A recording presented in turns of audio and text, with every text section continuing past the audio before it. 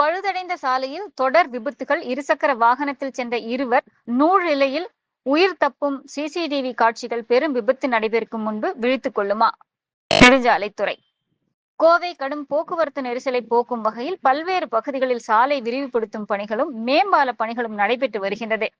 இந்நிலையில் கடந்த சில ஆண்டுகளாக உக்கடத்தில் இருந்து பொள்ளாச்சி, உடுமலை, பழனி போன்ற பகுதிகளுக்கு செல்ல மேம்பாலம் அமைக்கப்பட்டு கடந்த சில மாதங்களுக்கு முன்பு பணிகள் நிறைவடைந்ததை தொடர்ந்து திறக்கப்பட்டது. இந்நிலையில் மேம்பால பணிகளின் போது அப்பகுதியில் உள்ள சாலைகள் மிகவும் சேதமடைந்து இருந்ததால் வாகன ஓட்டிகள் சிரமம் அடைந்து வந்தனர். மேம்பால பணிகள் முடிந்து திறக்கப்பட்டு தற்பொழுது வரை அப்பகுதியில் செல்லும் சாலை நெடுஞ்சாலைத்துறையினர் சரி செய்யாமல் உள்ளதால் அந்த சாலையில் செல்லும் வாகன ஓட்டிகள் பலர் விபத்துக்களை சந்தித்து வருகின்றனர். இந்நிலையில் ஆற்றுப்பாலத்தில் இருந்து சுந்தராபுரம் செல்லும் சாலையில் குறிச்சிக்குளம் அருகே 2 சக்கர வாகனத்தில் சென்ற இருவர் சாலையில் இருந்து சறுக்கி விழுந்து மற்றொரு சரக்கு ஆட்டோ சக்கரத்தில் சிக்காமல் நூல் இழையில் உயிர் தப்பும் சிசிடிவி காட்சிகள் வெளியாகி அதிர்ச்சியை ஏற்படுத்தி உள்ளது.